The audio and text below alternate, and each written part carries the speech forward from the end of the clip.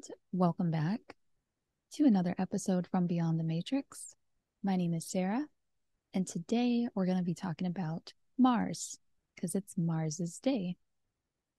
So Mars has been in Gemini for a very long period of time, since about August of 2022.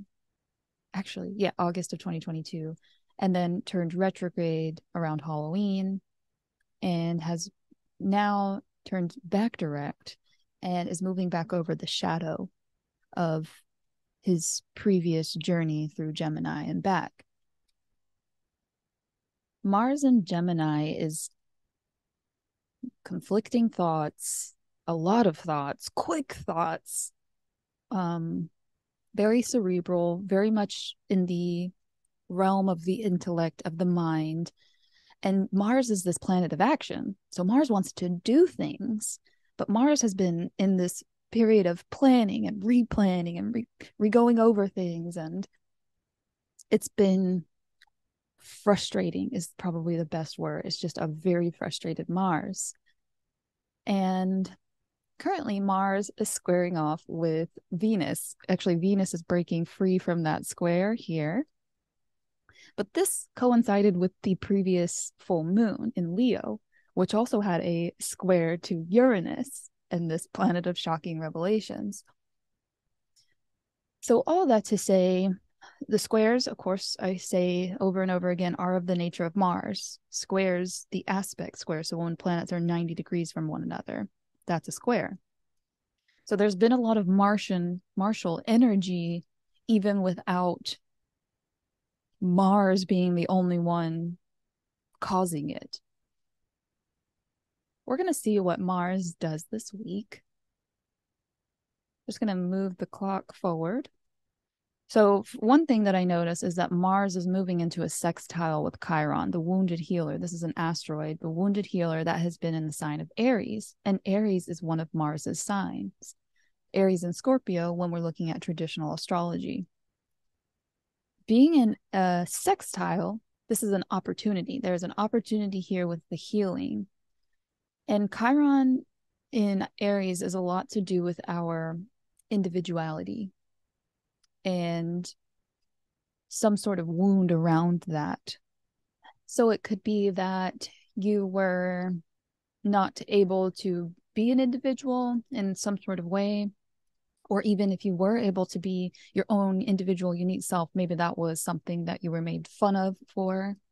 So a lot of it is to do with being willing again to express yourself. That's what I'm seeing here with this opportunity between Mars and Chiron, is maybe finally actualizing those thoughts, finally expressing where the frustration has been coming from, whether it's I've been trying to be something that I'm not, I'm tired of pretending, I'm needing to expose something about myself. I'm needing to bring something about myself out of my mind and into the physical realm.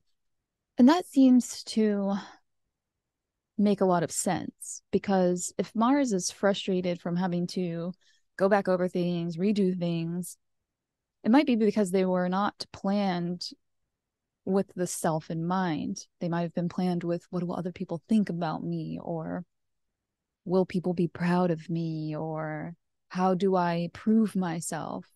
And with this Chiron and Aries, we can turn around and face that and accept the pain, the shame, all of the feelings that go with a wound around our individuality. So that's Mars with Chiron. This is going to take place on Wednesday. So tomorrow, then moving on. For the rest of the week, actually, Mars is only aspecting Chiron and the moon in various places. Of course, the moon moves so quickly that Mars is going to make a sextile, a trine, quincunx, opposition. That's something to watch daily, is our emotions, and feel into them, really not trying to repress them, because that's where we get Chiron from, is repressed wounds. We will eventually begin to work through the wound of Chiron.